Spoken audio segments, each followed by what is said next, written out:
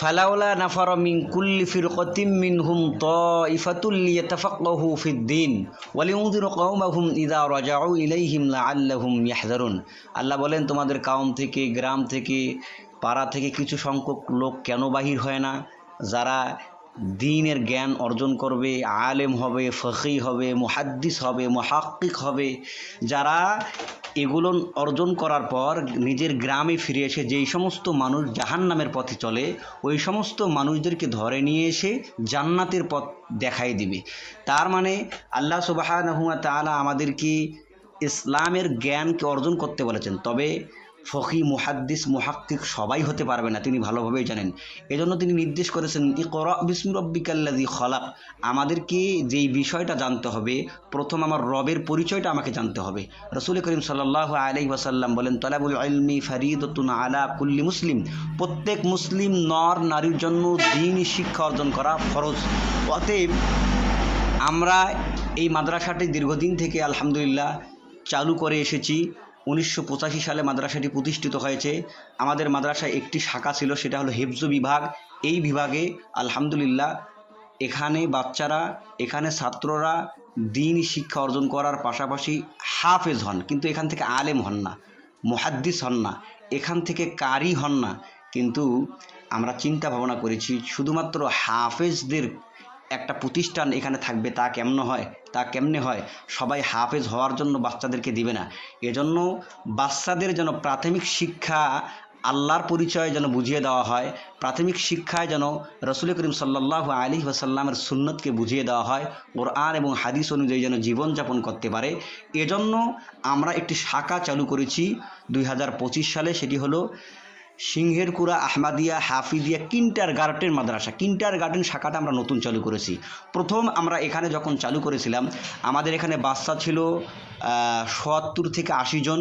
আলহামদুলিল্লাহ আমরা গত এক বছরে যে রেজাল্ট দেখিয়েছি, আপনারা জানলে খুশি হবেন। অনেকেই জানেন যে এক বছরে আমরা বাচ্চাদের পেছনে যেই মেহনত করেছি, আমাদের এখান থেকে ইকরা বোর্ডের মাধ্যমে 25 জন বাচ্চা পরীক্ষা দিয়েছিলেন, বৃত্তি পরীক্ষা। আলহামদুলিল্লাহ আমার মাদ্রাসা থেকে 12 জন বাচ্চা বৃত্তিপ্রাপ্ত হয়েছে, তারা বৃত্তি পেয়েছে। তো এটা আমাদের গর্বের বিষয়। আলহামদুলিল্লাহ এটা ফোকাস হয়েছে, যার কারণে এবছর আমরা মানুষের কাছে তেমন একটা যাই নাই, গার্জিয়ানদের কাছে তেমন একটা যাই নাই, কিন্তু তারা নিজ ইচ্ছায় আমাদের এখানে এসে বাচ্চাদেরকে ভর্তি করে দিয়েছে। নতুন বছরে প্রায় আমাদের এখানে ৭০ জনের মতো বাচ্চা ভর্তি হয়েছে। আপনারা জানেন এই যে আমাদের জায়গার সংকট ছিল, এই জায়গাটা আলহামদুলিল্লাহ পরে ছিল দীর্ঘদিন, সামনে একটা রুম ছিল। তা এই জায়গায় আমরা রুম বৃদ্ধি করার জন্য চিন্তা ভাবনা করলাম, এখানে টিন দেবে কে? বিদেশের এক ভাই, তিনি আমাদেরকে টিন দিয়েছেন। আমার ফেসবুকে মাঝে মাঝে আমি আব্দুল মজিদ ভাইকে দেখতে পাই, মজিদ ভাই অ্যাক্টিভ থাকেন মেসেঞ্জারে। তো মেসেঞ্জারে একদিন বললাম, ভাই আপনি আপনার এই কুষ্টিয়া ইউনিয়নের এমন কোনো মসজিদ নাই, আমি যতটুকু জানি মানুষের কাছ থেকে শুনি, যে ওই মসজিদে আপনার অনুদান নাই, কিন্তু আমার হাফিজি মাদ্রাসায় আপনি তেমন একটা অনুদান দিচ্ছেন না বা দেননি, আমার জানা নেই। তা আমি আপনাকে অনুরোধ করব, আমাদের এখানে একটা কাঠের প্রয়োজন, কিছু কাঠের প্রয়োজন, কাঠ আমাকে দিবেন।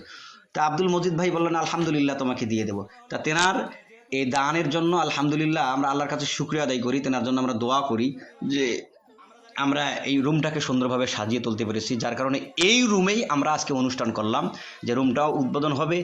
তারপরে বৃত্তিপ্রাপ্ত ছাত্রছাত্রীদের আমরা এখানে সংবর্ধনাও দেব। আলহামদুলিল্লাহ রুমটা অনেক বড়, এখানে আমরা মাঝে মাঝে প্রোগ্রাম করতে পারবো। আপনারা আমাদের জন্য দোয়া করবেন, আমরা যেন সর্বদা বাচ্চাদেরকে সুন্দর দিক নির্দেশনা দিতে পারি। আব্দুল মজিদ ভাই আমাদেরকে যেন সর্বদা সরকারের যদি কোনো অনুদান দেওয়ার মতো হয়, এটা নিয়ে ভাববেন, দেওয়ার চেষ্টা করবেন। আমি আমার এই মাদ্রাসার পক্ষ থেকে তেনাকে আলহামদুলিল্লাহ আন্তরিকভাবে শুভেচ্ছা জানাই।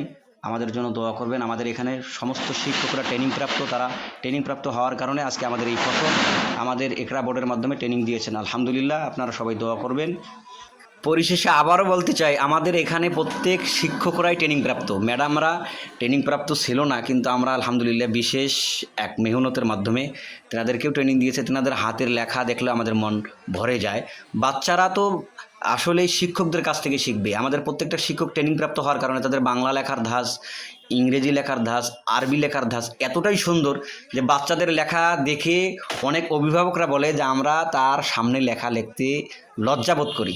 অনেক অভিভাবকরা এই কথাটা বলছে। এটা আমাদের আলহামদুলিল্লাহ আল্লাহর কাছে শুকরিয়া যে আমরা এই কাজটা করতে পেরেছি। তা আমি চাই ব্যয় হবে শিক্ষকদের প্রতি কোনো সমস্যা নাই, কিন্তু আমি আমার বাচ্চাদের রেজাল্ট চাই ভালো, আমি আমার বাচ্চাদের ভবিষ্যৎকে উজ্জ্বল করতে চাই।